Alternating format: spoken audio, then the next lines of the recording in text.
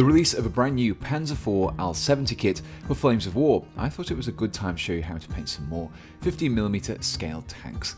I'm Pete the Wargamer, and in this tutorial I'll be showing you how I painted this Panzer IV L70 using some of the Vallejo range of paints to do so. Before I started painting, I first of all needed to apply a primer so that the later layers of paint adhere to the miniature surface. For this step I'd chosen to use a black primer. I'll be applying some dry brushing techniques in the following steps, so I needed something that would give me some dark shadows in those recesses. I used Vallejo's black airbrush primer to apply, but any airbrush, aerosol or brush-on primers would suffice here. It's only important to ensure that the model is primed in black. The method of applying paint to the model that I used on this particular miniature was called dry brushing. If you're not already familiar with the technique, it essentially involves loading up a fairly large brush with some paint and then removing some of the excess onto a tissue or a piece of paper until only a small amount of paint remains in the bristles. Once this dry brush is prepped, it can be dragged across the whole model using a series of light but broad strokes.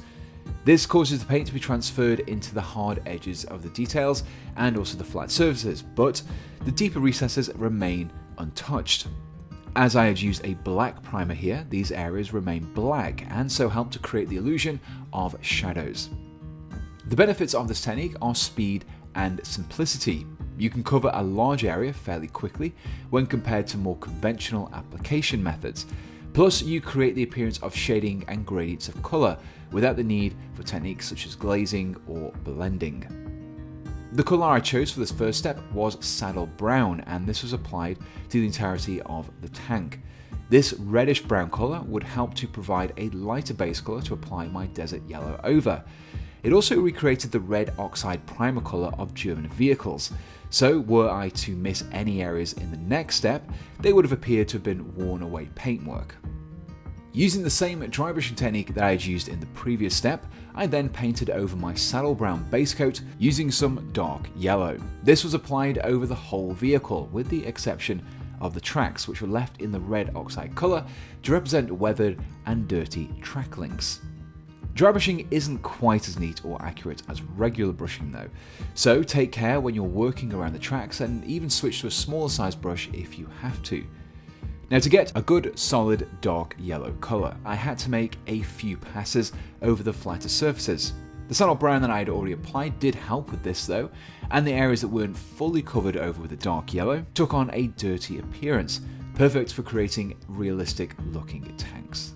With the dark yellow base colour of the vehicle achieved, I had a good starting point for the three-tone ambush camouflage pattern that I would be applying.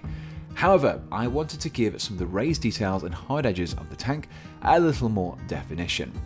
This was done with a light warm grey of stone grey and further dry brushing. This time around, instead of tackling the whole surface, I instead focused my application over just these aforementioned areas. This caused the lighter shade of stone grey to form on these edges, which in turn boosted their contrast against the dark yellow surfaces and the near black recessed areas. This really helped those details to stand out. Now that my Panzer had a good Dunkelgelb starting colour, I could begin the camouflage stripes. The first colour that I chose to use was Refractive Green, and this was applied with, you guessed it, more dry brushing. This time I opted to use a much narrower flat bristled brush, the smaller profile of which allowed me to more easily dry brush the green bands over the tank surface.